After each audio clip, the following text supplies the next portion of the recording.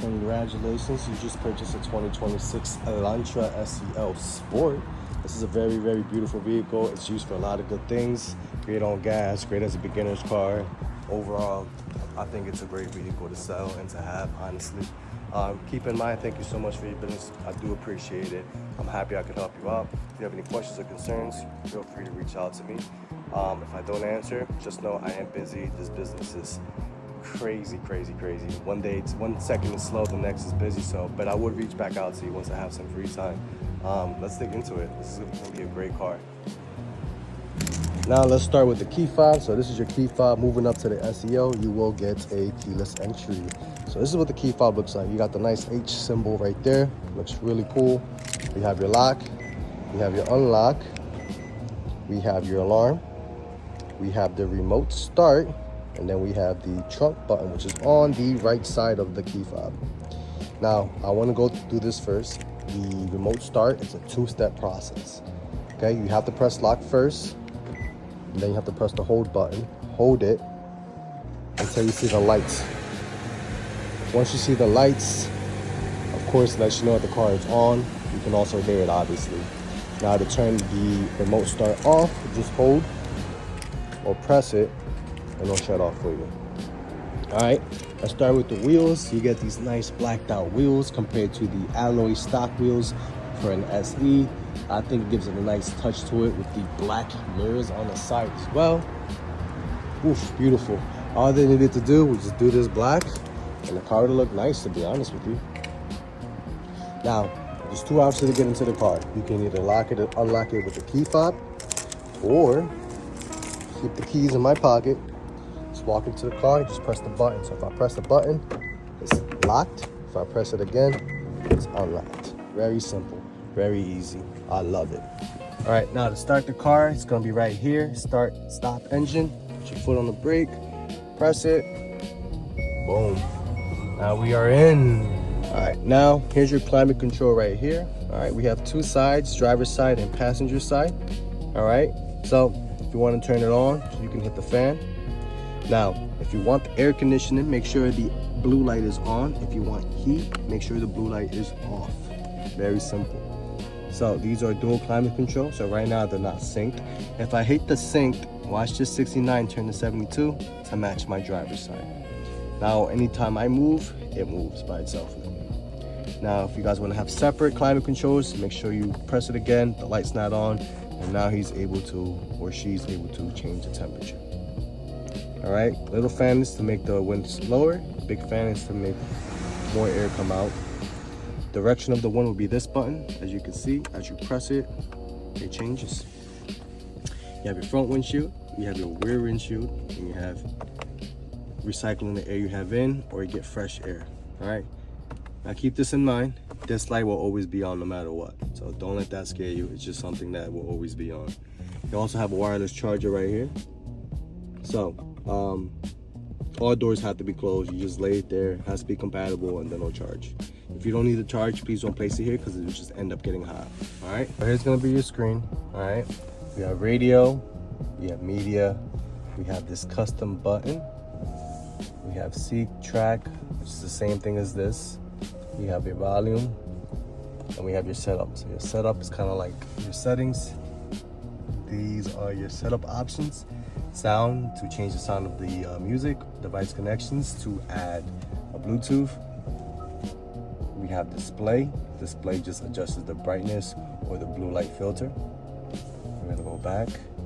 A button, which is your custom buttons. Remember, you have the unfilled star, defilled star, and then the mode button. As you press them, remember you can pick any of these to have that specific button, do what you want it to do, okay? Going back again, we have general, which is where you go to get 1, change the language, 2, update your system, or 3, to change the date and time. So change the time, you press date and time, set time automatically, or daylight saving time. Doing this just puts the hour less or adds the hour. So it's 10 now it's 11. So that's that example right there. And then going back, that's all you have right there. You also have display off, so it shuts off if you don't want that brightness. press the center, and it'll come back up. All right, let's talk about the radio. So once we go to the radio, this is where we're at right here, okay? We have FM up here and AM, FM, AM, okay? Right now we're in FM. So once you figure out the station you want, let's say you want 105.9, just make sure you press the start. As you add them, it appears on the left-hand side. And then once you click on them, now you can just use this to scan, like flick it down, scan through your favorites. Makes it easy for you so you're not going through your radio while you're driving, all right? Now going to the steering wheel, all right? So this is your voice recognition. Once we set everything up, you were able to press it, and then you can start talking to the car, tune into the station to call a certain customer, or call a certain fellow family member or friend, whatever the case might be. So you press that, it'll assist you with whatever you're trying to accomplish. Keep in mind your phone has to be on there, so you do need a smartphone to activate it. Your Bluetooth has to be on there in order for your voice recognition to work. Mode is a custom button. The field start is a custom button. Okay? These are the buttons you can use to make it do anything you want. All right, I wouldn't say anything, but it gives you a list of things you can put on there. This is to pick up and also hang up a phone call. This is your volume up, volume down. See, plus, minus. You can also use the knob, old school. Change the station, up and down, same scenario. This paper looking one just changes the center, as you see. And if you see on the right hand side slightly, you'll see like either bulletins or a slide. And that's when you can use this to scan through them. So trip A, trip B, to see how you're using your gas. If I press this button again, it changes, and I'll have that, which is your safety. And again, I'm just using this to guide through it. To press OK, just press in, and then you're on there, okay? This is your cruise control, so this is how you turn on your cruise control and how you turn it off as well. Your minus and plus on the right-hand side is to control the cruise control, all right? This button right here is your lane assist. So if I press this, you have a steering wheel that appears right there at the bottom. You see it? And if I press it again, it disappears. So if I want the car to assist me in driving, I'll turn it on, and the steering wheel will actually just slightly assist me back into my lane. If I don't want that feature, I press it again, it just disappears.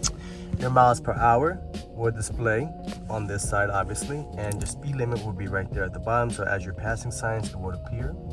That half a circle right there lets you know that if you're at a red light or at a stop sign and you press the brake hard enough, the car will turn off, and then once you let go, it will turn back on. So that's that auto on and off. Gas tanks to your left, arrow to your left, meaning that your gas tank is to your left. And then down there is where you'll flick to open your gas tank, and the trunk is also there as well. Now, if you would like to shut off the A off, it's right here on the side. So if I press it, the light on indicates that it will no longer shut off. I know it's a little confusing, but that's how Hyundai has it. If the light is off, then it means that the car's gonna shut off. So it's confusing, but try to keep that in mind. Brightness of your screen, if I wanna adjust it, and then traction control. You have all your buttons right here: child lock, front windshields, back windshields, unlock, lock. And then if you flick this, left side of the mirror and right side of the mirror in your controls. Your auto lights will be right here. So if I flick this up, I'm on auto lights. I don't have to worry about anything. Now you also have an auto high beams. You see that right there? So if I press that up, look what happens. Auto comes up right there. Now it will turn, the lights will turn on by themselves. All right? When you're approaching dark roads, and then it will turn off once it sees the car coming towards your way. Wipers is on the right hand side. The P with a camera on it, it just displays your camera in the back. Full, it's really nice, clean, and it turns and moves as you turn the steering wheel. All right, press it again, it'll disappear. And if you put the car in reverse, of course, it will still appear as well. Drive modes, this is something you can press as you're driving. Don't worry, you won't ruin anything. So boom, I have sports mode, I have smart mode, and I have normal mode. So you can pick whatever you're comfortable with. Just keep in mind, sport mode, you will be using more gas for that.